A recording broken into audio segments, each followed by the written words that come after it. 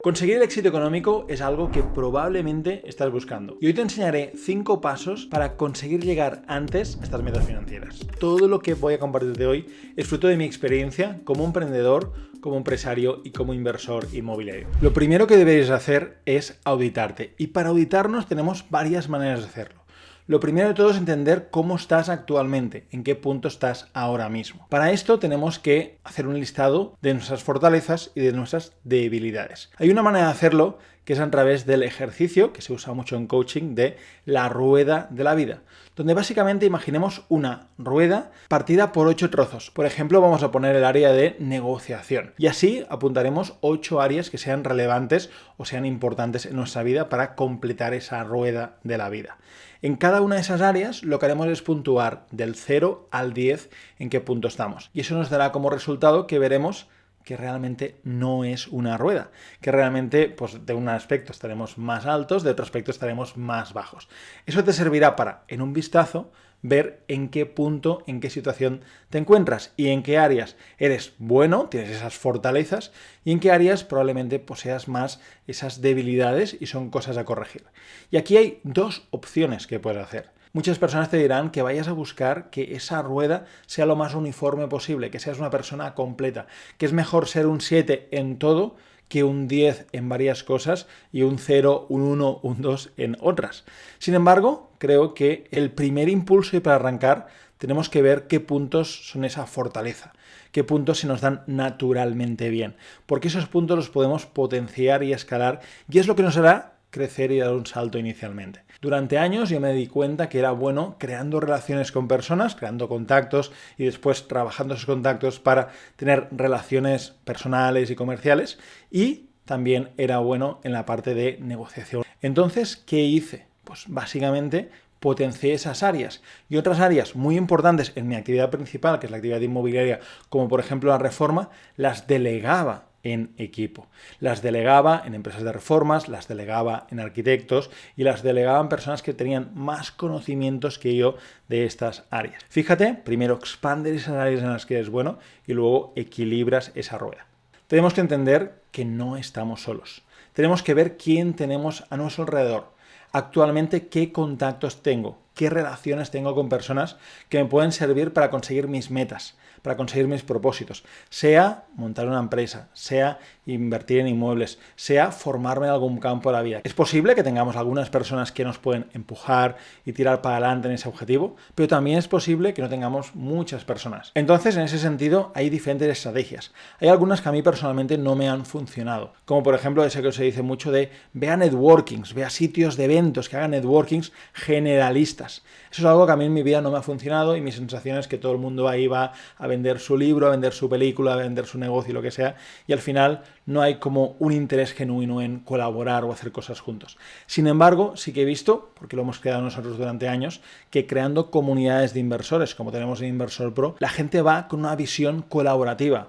¿Qué podemos hacer? ¿Cómo podemos hacer esto? ¿Cómo lo harías tú? ¿Cómo podemos hacerlo? Incluso conjuntamente para asociarnos, invertir juntos en proyectos. Insisto mucho en el concepto que lo importante no es el número de contactos, es la calidad de los contactos. No nos sirve de mucho tener una agenda repleta de gente si cuando le llames no te contesten o no sabes quién eres. Y eso ocurre a veces en el campo de la inversión inmobiliaria, que te enfocas durante un tiempo en ver inmobiliarias, les llamas 3 veces más tarde y hacen un poco cara de póker, pero no saben realmente quién es. Entonces, fijémonos en ir generando relaciones para que podamos nutrirnos, que podamos colaborar y que podamos caminar de la mano. Y la tercera cosa que tendríamos que tener en cuenta a la hora de auditarnos es entender en qué vehículo estamos. Porque no nos engañemos, hay vehículos que van más rápido y vehículos que van más lentos.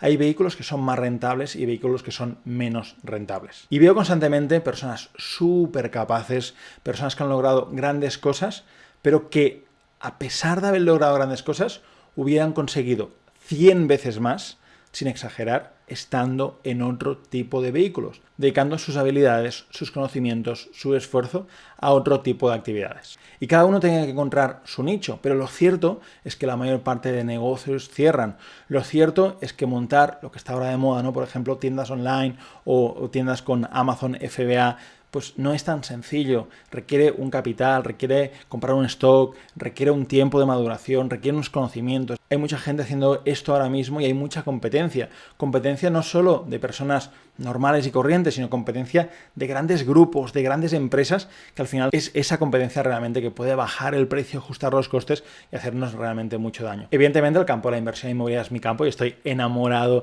de él, pero puedes aplicar todo esto que estamos viendo hoy en cualquier campo, en negocios, inversiones, en tu vida personal, para mejorar los aspectos que quieras de tu vida personal. Veamos el segundo punto, que no es ni más ni menos que el punto de los conocimientos, porque para hacer cosas necesitamos saber qué tenemos que hacer y cómo tenemos que hacerla. Y en el cómo hay dos partes que son fundamentales. La primera de ellas es entender la metodología, la manera de hacerlo. Y la segunda de ellas es entender la mentalidad. ¿Qué cosas tienes que cambiar? ¿Qué cosas tienes que hacer constantemente diferente para pasar del punto en el que estás ahora, con tus creencias, con tu mentalidad, a un punto superior, a un punto mejor, para provocar esa mejora constante? Hay gente que me dice, quiero aprender de inmuebles y voy a trabajar en el sector, voy a empezar a trabajar en la inmobiliaria. Es fantástico porque vas a aprender muchas cosas de ese sector. Es cierto que no vas a aprenderlo todo trabajando en una inmobiliaria, porque vas a aprender sobre todo la parte de captación, comercialización y algo a nivel de contratos, pero es un primer paso que te puede ir bien para generar esa confianza, para generar esos contactos, para conocer a esas personas. También no olvidemos que a la hora de adquirir conocimientos, la universidad es algo que te puede servir. Hay gente que creo que está denostando la universidad porque es antigua, porque los profesores no saben de muchas cosas y demás, y puede ser en algunos casos cierta, pero te puede servir para adquirir ciertos conocimientos específicos, también para adquirir la manera de pensar adecuada, también para conocer a otras personas que están buscando crecer personalmente y crecer profesionalmente.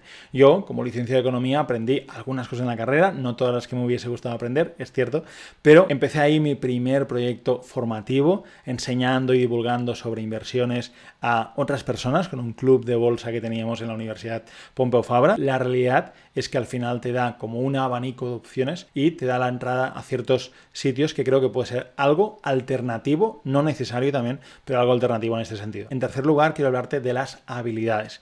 De las habilidades, los conocimientos es algo diferente, los conocimientos son más teóricos, las habilidades es cómo pongo yo en práctica. Te pueden dar 1000 clases sobre negociación y que tú no adquieras esa habilidad, que no adquieras esa manera de hacer las cosas. Hay alguna serie de habilidades que creo que son habilidades que todo el mundo debería tener, como por ejemplo la posibilidad de negociación, la posibilidad de vender, porque te van a ayudar en muchos aspectos de tu vida, y otras habilidades que dependerá más del rol que quieras en tu vida o del desarrollo personal y profesional que quieras tener. Hablar en público, por ejemplo, sería una de ellas. Hay gente que le tiene pánico a hablar en público. Por ejemplo, otra habilidad sería tener pensamiento crítico. En un mundo como hoy, en una sociedad como la de hoy, donde parece que es blanco o negro, en cualquier aspecto del que estemos hablando, pues tener una habilidad de pensar por ti mismo, basándote en tu pensamiento, creo que es algo que es muy útil en los tiempos que corren. También habilidades como la creatividad o generar soluciones disruptivas o pensar de manera diferente es algo muy premiado en las empresas, ya seas tú tu propio jefe o trabajes para una organización, y que veas las cosas de otra manera, que expongas las cosas de otra manera,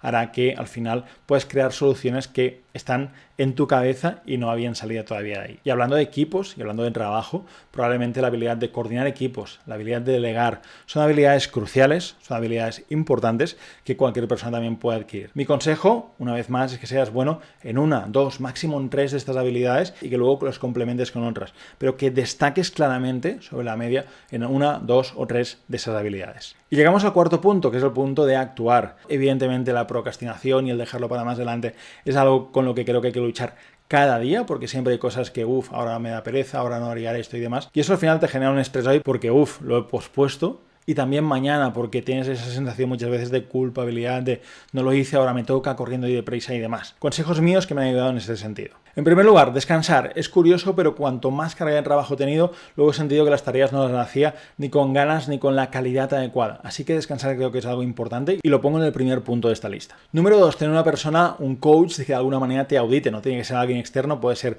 un amigo, puede ser un hermano, puede ser un conocido, puede ser una persona de tu empresa, y que mutuamente os vayáis, oye, yo he hecho esto, yo estoy aquí, yo voy a hacer esto, y os comprometáis. Yo tengo cada lunes a las 7:30 reunión con mi hermano y básicamente es como, ¿qué hay esta semana? semana, venga, voy a hacer esto, él también me cuenta las cosas que va a hacer y nos comprometemos a una serie de cosas que van a hacer avanzar nuestros negocios, que van a hacer avanzar nuestras inversiones. Número 3, un mastermind, ya no es de una persona, es de varias personas y poder compartir cada semana o cada 15 días la evolución de los proyectos, cómo vas, qué frenos tenéis y demás, ayuda, además que si pones un compromiso, que es mi idea siempre, poner un compromiso y decir, pues para dentro de una semana o para dentro de 15 días voy a hacer esto y esto, creo que es algo que ayuda muchísimo y que te da enfoque. Hablar con otras personas que están en tu misma sintonía, además te ayuda muchísimo a entender cómo están, qué problemas están ocurriendo, pasando en su vida y también te aproxima a esa realidad de decir, mira, ni estoy tan bien, ni estoy tan mal, vamos caminando, vamos avanzando y vamos disfrutando del camino. En nuestra comunidad en Inversor Pro se han creado algunos grupos, gente que se une, gente que se habla y demás,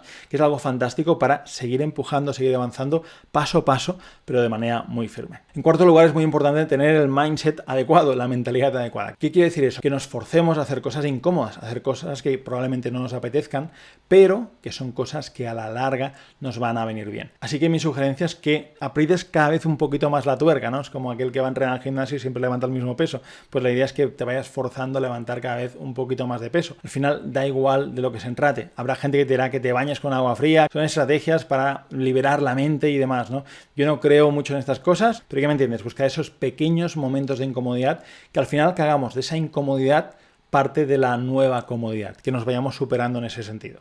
En quinto lugar, te diría que busques aquellas personas que pueden ser tus mentores. En mi vida pensaba que un mentor tenía que ser la persona a la que yo me quisiera compartir. Error. No es así. Nunca es así.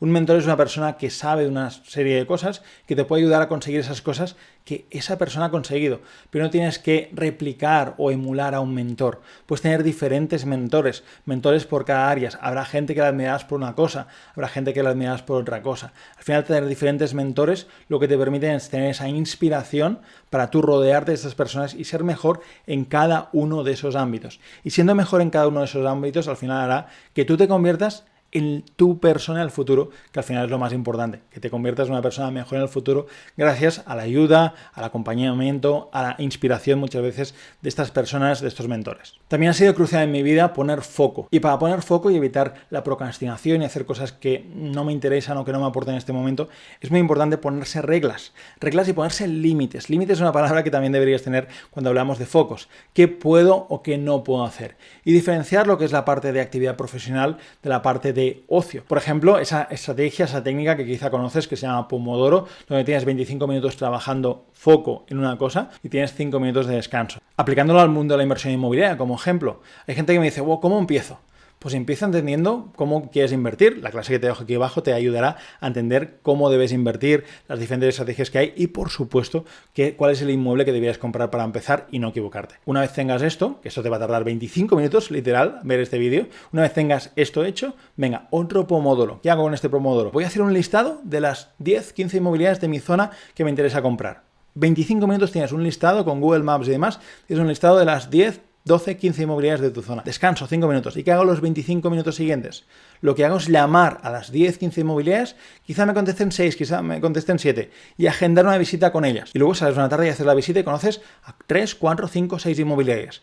Con esto, poniendo foco, ya tienes más de lo que hace mucha gente. Le vas a sacar mucho más provecho a tu tiempo que se va a convertir en el progreso que quieres conseguir en tu vida. También a mí me ha servido mucho entender qué cosas tengo que hacer yo, qué cosas no tengo que hacer yo. Y para eso tenemos que entender un concepto que a mí me flipa, que es el concepto de la tarifa hora. Es decir, cuánto puedo ganar o cuánto puedo generar yo en una hora. Si yo, por ejemplo, tengo la capacidad de generar 40 euros por hora, ¿tiene sentido que yo haga las tareas del hogar? Pues quizá no, si puedo delegar esto a 15 euros la hora.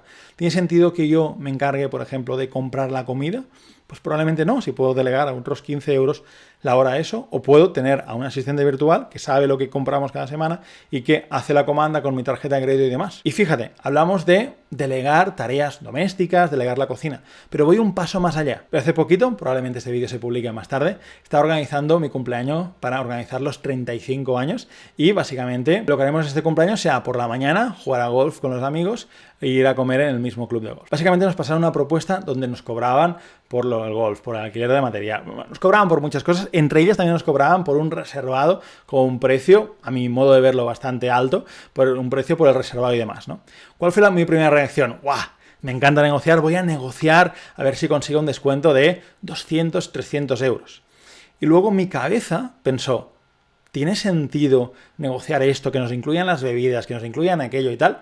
¿O tiene más sentido pagar ese extra de 200 euros y ese tiempo que llamaría o que me pasaría por el club de golf, que esto, que lo otro? Probablemente no tenga sentido. Al final, lo que se trata es de tomar decisiones importantes en la vida y dejar las decisiones más simples o que no te aportan en manos de otras personas. Y eso es algo que creo que al final, cuando buscamos en muchos casos la perfección y el control, va en contra nuestro. Dedica tu tiempo a las cosas realmente importantes para poder pasar a la acción. Y fíjate, estos han sido los 4 puntos. Primero auditarte, luego conocimientos, después habilidades. Cuarto, pasar a la acción. ¿Y cuál crees que es el quinto? El quinto es revisión, volver a hacer todo esto para ir mejorando constantemente. Dicen que el mejor momento para plantar un árbol fue hace 20 años, pero el segundo mejor momento, si no lo plantas desde hace 20 años, es hoy. Así que no pospongas más, ayúdate de este vídeo y ve a hacer esas cosas que quieras hacer y sabes que te van a mejorar tu vida en el futuro.